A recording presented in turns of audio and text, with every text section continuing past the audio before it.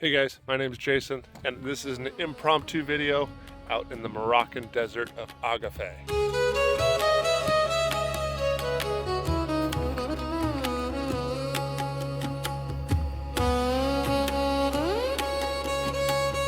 I'm here visiting some clients and doing some business meetings. Some of the geology that I'm seeing here has really caught my eye, and I want to see if I can find some indicators of gold. Well, I'm riding through the desert on a camel, but I can't help but look at the rocks. All that out in that hillside is mostly quartz that's resisting the weathering, and over the millions of years have just kind of concentrated on the surface as quartz. All that quartz draining right down into that little gully. That's where you'd want to be, down there panning and metal detecting. Atlas Mountains in front of us, and quartz everywhere, only if there was gold in it.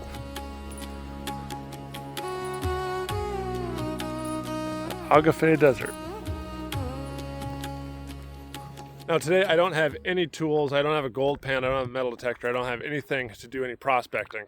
But I wanted to talk a little bit about the geology that caught my eye and why I think this might be a good area to look for gold. This right here is the good looking stuff. Let me show you. Check this out. Here's the shaly bedrock. So very, very weak low-grade metamorphism to turn this mudstone into shale. And then you have these large, not large, but quartz veins standing up proud because they're more weather resistant. And some of these are looking pretty good. They've been exposed on the surface for a long, long time. They're really heavily weathered, but this is the stuff that caught my eye, and I had to come over and take a look. Yeah, that's what I'm talking about. Nice quartz veins. During the drive in, the geology really caught my eye. It's a shale bedrock, and then I was seeing outcrops of quartz, like right here and right up here. All this white stuff is quartz. Now, shale for me is a really good indicator of a good, solid host rock for gold veins. We'll get into the geology of that a little bit later, but let's go check out some of these quartz veins over here, and I'll show you what caught my eye.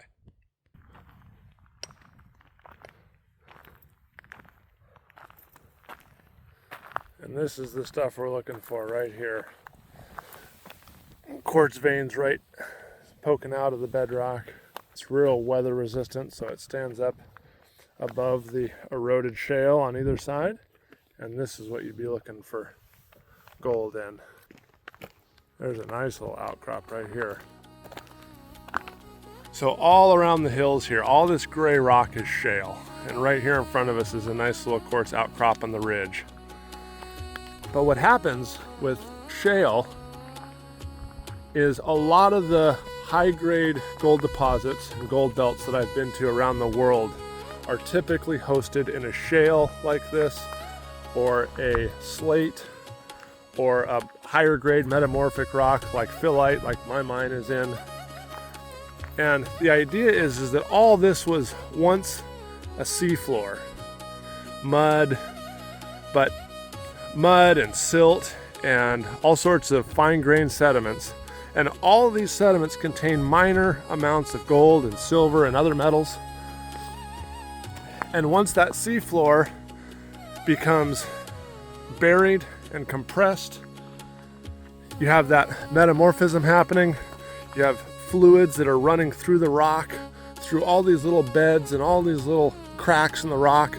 And these high-grade and these really hot fluids can come through this weak rock and dissolve all these metals. And then as it cracks and through mountain building, you end up with quartz veins like this one here. You see white out here. There's a nice little section of them right in here. And behind me here, the snow-covered mountains behind me are the Atlas Mountains. So this isn't just a big flat area. There's been mountain building in the past. This area has been eroded down probably over millions and millions of years, exposing this silt and shale underneath that has gone through metamorphism, and it could have brought all these fluids, all this gold and silver into this area and deposited it in the quartz veins like I've been showing you.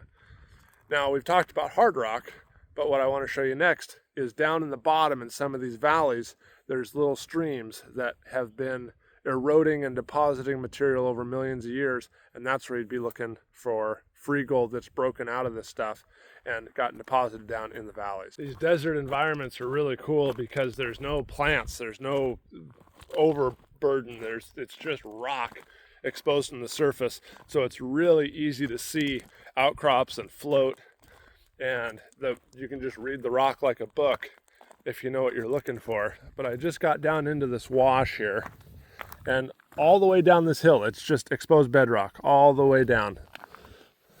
This shaly stuff, it's just really, it's obviously been weathered, especially down here in the stream bed, but it's just all broken up and pretty weak. But this is where you're going to be looking for your placer deposits, even in the desert. Man, I would just love to come swing a metal detector up some of these washes. And what we're looking for, like Dan Hurd and Pioneer Polly and Jeff Williams, everybody else talks about the bedrock. You want the bedrock to be perpendicular to the stream flow, not parallel. So right here, it's all parallel. You can see the foliation and the bedding running parallel with the stream. So what we're looking for is just up around this corner. The stream takes a 90-degree turn, and this is where you want to start looking. Look at this. This is just beautiful. You have the bedding running across the flow of water this way.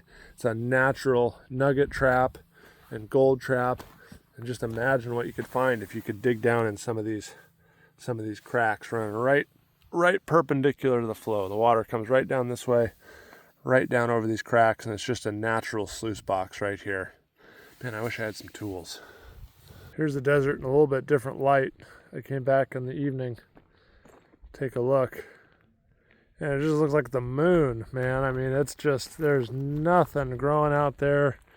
You can see everything, and I'm just drooling over this drainage down here. I wish I had something I could get down there and check it out with. Just drains all that gray shale out there, and any veins that crisscross through that come right down that 5-foot, 3-foot little narrow gully right there.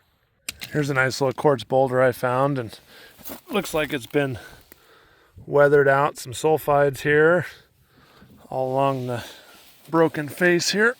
Oh, see there? That's some good looking stuff, actually. I'd like to throw that one in the crusher. Yeah. Very nice. Right here along one of the walls, you get some little stuff like this. That's what we want. Out here too, on the other wall. That's the stuff you're looking for. All that stuff right there. So like I said at the beginning, this is just a really quick impromptu video before breakfast here. But I had to get out and walk some of these rocks and see what I could find. Hopefully that gives you guys a little bit of an idea of what to look for when you're out gold prospecting. I like shales, I like slates, especially if they have quartz in with them. And then if you can get down into the bottom, into the drainages, and work along that bedrock that's running perpendicular to the flow, that's where you're gonna have your best bet finding gold.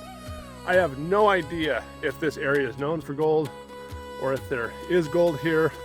And I guess the caveat is just because you find quartz in a metamorphosed siltstone doesn't mean that you're gonna find gold. But I'm seeing the indicators I like. This would be a good spot to do a little prospecting. So thanks to everybody for watching. We'll see you on the next video.